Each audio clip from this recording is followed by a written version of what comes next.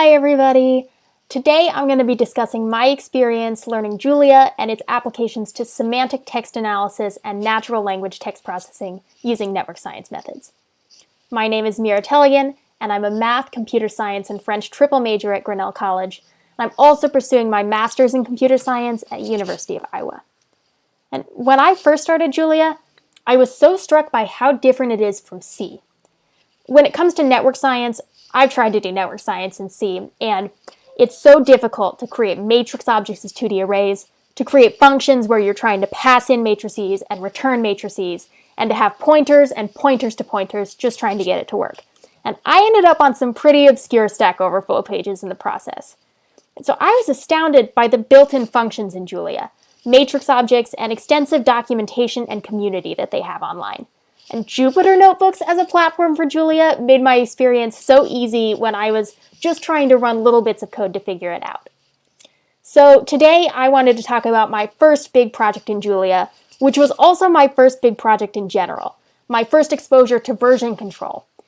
And I was examining what are the benefits of Julia when categorizing short text containing user error using network science, semantic text analysis techniques. So as I learned the language, I explored an approach to natural language processing in Julia along with my classmate Kaio Kornuva. And if you're interested in our results, definitely reach out. Today I'm just talking about my personal experience and coding journey and how Julia furthered that.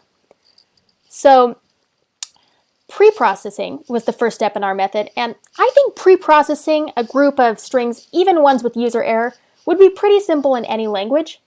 But Julia, with the Jupyter Notebooks and the great support for string methods, allowed us to just do it that much easier. The next two were where the big benefits of Julia came in for us. Vectorizing short natural language strings involves tallying the repetition of either each character in ASCII, and then a vector would have an index for each character, or each kgram in ASCII, and the vector would have an index for each possible kgram. So in those cases, having great support for vectors made it really easy. Hamming then compares the two vectorized strings for similarity. And to process a large data set of short strings, we really needed a good ability to parse through and create vectors to be able to compare the indices of each vector. So we then created a matrix, which represented a graph, and added an edge between two nodes that were strings for anywhere the Hamming similarity was similar enough.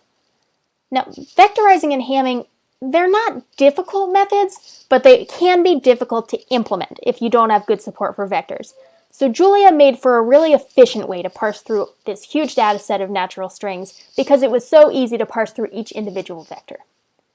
When it came to our final results, trying to find clusters of semantically similar text, the fact that we could run a visual representation of the graph we had created right in the Jupyter Notebook also made that step so easy. So I've delved pretty surface level into my experience doing research in Julia, but if you have any other questions, please reach out to me or check out my website. Thank you.